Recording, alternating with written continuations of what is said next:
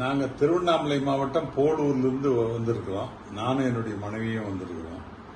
ஆனால் இந்த tour arrange பண்ணுற நம்முடைய ஸ்ரீதர் மிக அருமையாக அவருடன் இருக்கின்ற கணேசன் மற்றும் அவரும் 2 பேர் ரொம்ப எல்லாரையும் உபசரிப்பிலிருந்து போக்குவரத்துலேருந்து இது வடநாடு பாஷை தெரியாததுனால மொழி தெரியாததுனால அவங்கள ஒவ்வொருத்தருக்கும் என்னென்ன தேவை என்னென்னு போய் சேர்க்கறாங்க பார்க்கறாங்க. அமர்நாத் ஒரு த்ரில்லிங்கான ஒரு ஆன்மீக பயணம்.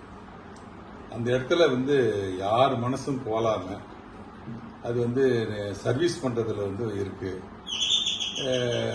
அங்க அரசாங்கத்தில் ஹெலிகாப்டர் போக்குவரத்து இயற்கை இடர்பாடுகள் அதெல்லாம் சந்திக்க வேண்டிய சூழ்நிலை இருந்தாலும் இவங்க நமக்கெல்லாம் தைரியம் ஊட்டி இங்கே இருக்கணும், யார் முன்ன வராங்களோ அவங்களுக்கு ஹெலிகாப்டரு, அவங்களுக்கு பிடிச்சி ரூமுக்கு கொண்டு போகிறது, கொண்டு சேர்க்கறது, இதெல்லாம் ரொம்ப அதாவது இது ஏதோ நம்ம பயணம் மாதிரி தெரியல. நம்ம எல்லாம் ஒரு உறவினர்களா மாதிரி ஒரே குடும்பத்தில் இருந்து ஒருத்தருக்கு ஒருத்தர் தன்னுடைய இதெல்லாம் பரிமாறிக்கணும் போகிற மாதிரி வர மாதிரி தான் தெரியுது.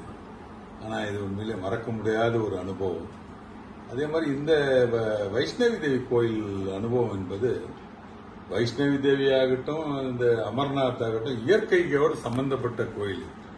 இது மனிதர்கள் என்னதான் சர்வீஸ் பண்ணாலும் இயற்கை நமக்கு ஒத்துழைக்கணும். இயற்கை ஒத்துழைச்சிச்சுன்னா இது நல்லா இருக்குது. இயற்கை ஒத்துழைக்காத நேரத்தில் இவங்க நமக்கு ஒத்துழைக்கிறாங்க பாருங்க, அதான் சிறப்பு.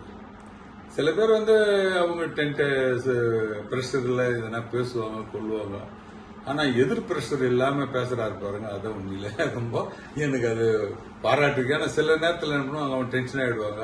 அவங்க எதனா பேசுறதுக்கு இவங்க எதனா பதில் பேசுறதுக்கு இல்லாம கொஞ்சம் சாந்தப்படுத்தி ரொம்ப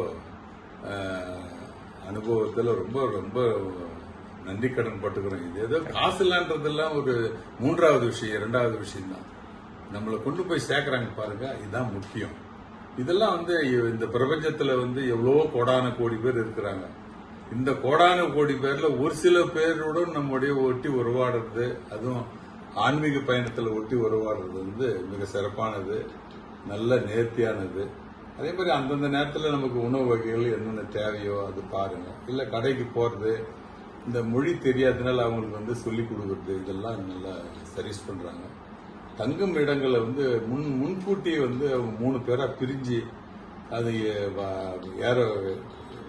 விமான தளத்திலிருந்து இட்டு வர்றது. அங்க ஒருத்தர் நிக்கிறாரு, இங்க ஒரு நிற்கிறாரு, அங்க ஒரு நிற்கிறாரு. ரொம்ப அருமையா இருந்ததுங்க. உண்மையிலே பாராட்டு தகுந்தது. மீண்டும் ஒரு வாய்ப்பு நமக்கு கிட்டுச்சுன்னா, ஆண்டவன் அருள் கிட்டுச்சுன்னா இந்த பயணத்தில் மீண்டும் தொடருவோம். நன்றி, வணக்கம்.